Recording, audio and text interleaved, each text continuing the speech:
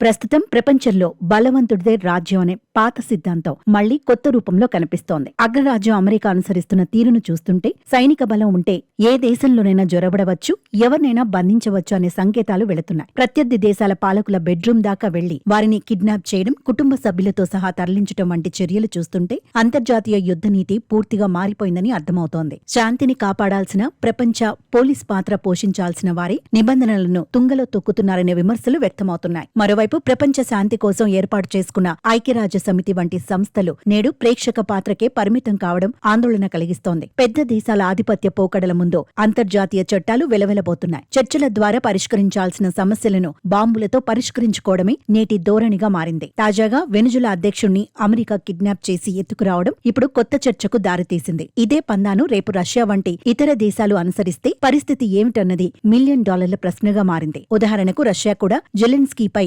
ఇలాంటి బల ప్రయోగానికి దిగితే అంతర్జాతీయ వ్యవస్థ కుప్పకూలే ప్రమాదం ఉంది. దేశాల మధ్య ఉండాల్సిన దౌత్య మర్యాదలు మంటగలిసి అరాచకం రాజ్యమేలే అవకాశం ఉంది. బలవంతుడు ఏ చట్టానికైనా అతీతుడు అనే భావన పెరిగితే చిన్న దేశాల మనుగడ ప్రశ్నార్థకంగా మారే అవకాశం ఉంది.